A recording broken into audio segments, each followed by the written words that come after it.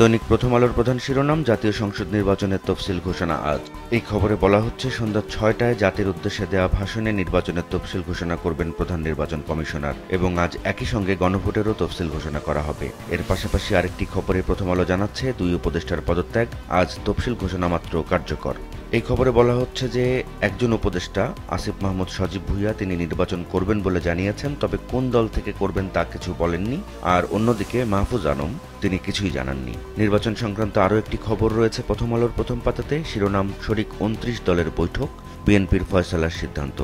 এই খবরে বলা হচ্ছে, বিএনপির সঙ্গে যুগপৎ আন্দোলনের শরিক ২৯টি দল গতকাল বুধবার বৈঠক করেছে এবং সংশ্লিষ্ট সূত্র জানিয়েছে, বৈঠকে দলগুলো আসন্ন জাতীয় সংসদ নির্বাচনে শরিকদের আসন সমঝোতার বিষয়ে বিএনপির সঙ্গে দ্রুত একটা ফয়সালায় আসার সিদ্ধান্ত নিয়েছে।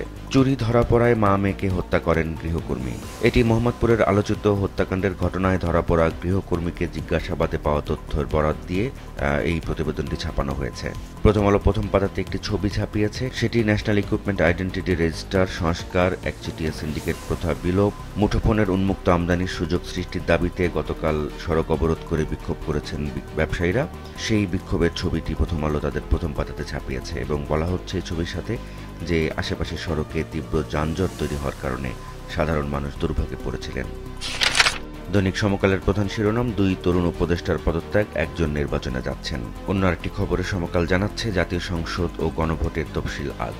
ভোট সংক্রান্ত আরও একটি খবর সমকালের প্রথম পাতার, ১২৫ আসনে প্রার্থী ঘোষণা এনসিপির।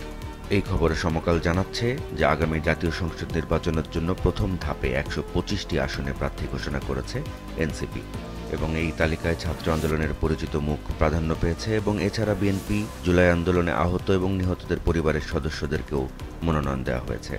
নির্বাচনে আসন বন্টন নিয়ে সমকাল একটি প্রতিবেদন ছাপিয়েছে ২৯ দলের বৈঠক নিয়ে। এই খবরের শিরোনাম দেওয়া হয়েছে, আসন নিয়ে বিএনপির উপর ক্ষুব্ধ মিত্ররা।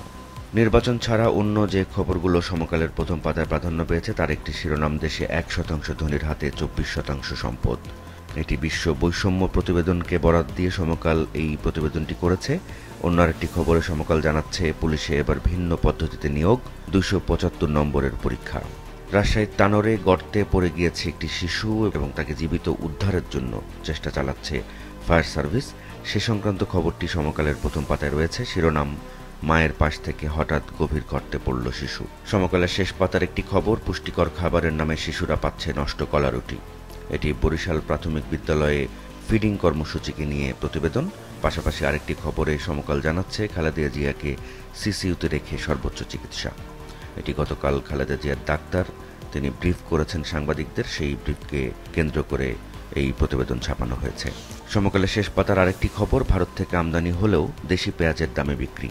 বাজার দর নিয়ে এই খবরে সমকাল জানাচ্ছে, আমদানির সুফল পাচ্ছে না ক্রেতারা। দৈনিক আজকের পত্রিকার প্রধান শিরোনাম, ভোটের ঘণ্টা বাজবে আজ। এই খবরে বলা হচ্ছে, সংসদ নির্বাচন ও গণভোটের তফসিল ঘোষণা আজ। সন্ধ্যায় জাতির উদ্দেশ্যে ভাষণে তফসিল ঘোষণা করবেন সিইসি এবং এই খবরেই আজকের পত্রিকা জানাচ্ছে, আদালতের রায় আগের মতো বাগেরহাটে 4টি, গাজীপুরে 5টি আসন থাকছে।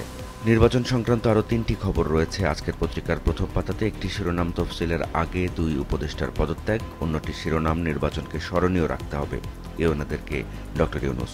আর তৃতীয় খবরটির শিরোনাম, ১২৫ আসনে এনসিপির প্রার্থী, আছেন 2 বিএনপি নেতাও।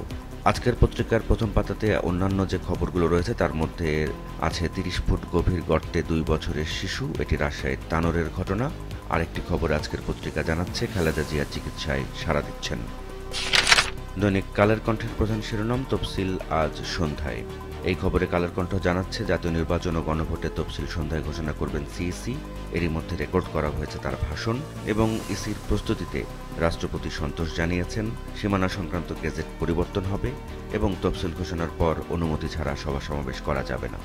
নির্বাচন সংক্রান্ত আরও 2টি খবর, একটি শিরোনাম, আগামী নির্বাচনকে ঐতিহাসিক ও স্মরণীয় করে রাখতে হবে, এটি ইউএনএদেরকে প্রধান উপদেষ্টা বলেছেন। এর পাশাপাশি আরেকটি খবরে কালের কণ্ঠ জানাচ্ছে, পদত্যাগ করেছেন মাহফুজ আসিফ এবং এই খবরে কালের কণ্ঠ আরও বলছে, গণ অধিকার পরিষদে যেতে পারেন আসিফ, দাবি রাশেদের। চিকিৎসায় সাড়া দিচ্ছেন খালেদা জিয়া। গতকাল খালেদা জিয়ার স্বাস্থ্য সংক্রান্ত সবশেষ যে ব্রিফ করা হয়েছে সেই ব্রিফের বরাত দিয়েই কালের কণ্ঠ এই খবরটি দিচ্ছে। কালের কণ্ঠের শেষ পাতার খবর, সোশ্যাল মিডিয়া আসক্তিতে শিশুর ক্ষতি। এই খবরে কালের কণ্ঠ বলছে, বিশেষজ্ঞদের মতে বাংলাদেশে ৮ থেকে ১৬ বছর বয়সী শিশুদের মধ্যে প্রায় ৩৫ থেকে ৪০% বিভিন্ন মাত্রার সামাজিক যোগাযোগ মাধ্যমে আসক্তিতে ভুগছেন। এর মধ্যে ১০-১৫%-এর অবস্থা গুরুতর। এর পাশাপাশি আরেকটি খবরে কালের কণ্ঠ জানাচ্ছে, টিনেজারদের সমাজ মাধ্যম নিষিদ্ধ, মিশ্র প্রতিক্রিয়া অস্ট্রেলিয়ায়। এই খবরে বলা হচ্ছে, বুধবার রাত ১২টা পার হওয়ার পর অস্ট্রেলিয়ায় ১৬ বছরের কম বয়সীদের জন্য সামাজিক যোগাযোগ মাধ্যম ব্যবহার নিষিদ্ধ হয়ে গেছে এবং এই নিষিদ্ধের তালিকায় রয়েছে Instagram, Facebook, threads, Snapchat, YouTube, TikTok, Reddit, kick, tweet এবং এক্স। দৈনিক যুগান্তরের প্রধান শিরোনাম, তফসিল ঘোষণা আজ, নির্বাচন ১২ই ফেব্রুয়ারি। এই খবরে বলা হচ্ছে, গণভোট এবং ত্রয়োদশ জাতীয় সংসদ নির্বাচনের ভোট গ্রহণ হতে যাচ্ছে ১২ই ফেব্রুয়ারি এবং এই তারিখ দিয়ে তফসিল ঘোষণা করা হবে, এমনটি দাবি যুগান্তরের। এর পাশাপাশি আরেকটি খবরে যুগান্তর জানাচ্ছে, ইসির সুপারিশে বদলাবে মাঠ প্রশাসন। নির্বাচন সংক্রান্ত আরও যেসব খবর যুগান্তরের প্রথম পাতায় রয়েছে তার একটি শিরোনাম, পদত্যাগ করলেন 2 ছাত্র উপদেষ্টা। নির্বাচনে অংশ নিতে তাদের প্রস্তুতি চলছে এমনটি জানিয়ে যুগান্তর বলছে, তবে তারা কোন দল এবং আসন থেকে নির্বাচন করবেন তা এখনও স্পষ্ট হয়নি। এর পাশাপাশি আরেকটি খবরে যুগান্তর জানাচ্ছে, পুলিশের বদলি, পদায়নে লাগবে ইসির অনুমোদন। গতকাল বিএনপির এক আলোচনা সভায় তারেক রহমান কথা বলেছেন, সেই খবরটি যুগান্তর দিচ্ছে, ধানের শীষ বিজয়ী হলে দেশ রক্ষা পাবে এই শিরোনামে। ঝালকাঠি থেকে গৃহকর্মী আয়েশাকে গ্রেপ্তার করা হয়েছে আলোচিত খুনের ঘটনায়। এই বিষয়ে যুগান্তর যে সংবাদটি ছাপিয়েছে তাতে শিরোনাম দেওয়া হয়েছে, চুরি ধরে ফেলায় মা মেয়েকে খুন। দৈনিক দেশ রূপান্তরের প্রধান শিরোনাম, ভোটের ট্রেন ছাড়ছে আজ। অন্য একটি খবরে দেশ রূপান্তর জানাচ্ছে, অবশেষে উপদেষ্টা মাহফুজ আসিফের পদত্যাগ। দেশ রূপান্তরের আরেকটি খবর, নলকূপের গর্তে আটকে গেল 2 বছরের শিশু। এটি রাজশাহীর তানোরের ঘটনা এবং সেই শিশুকে উদ্ধারের জন্য এখনও চেষ্টা চালাচ্ছে ফায়ার সার্ভিস। প্রথম পাতায় প্রকাশিত আরেকটি খবরে দেশ রূপান্তর জানাচ্ছে, কলকাতা ছাড়তে বাধা আওয়ামী লীগ নেতাদের।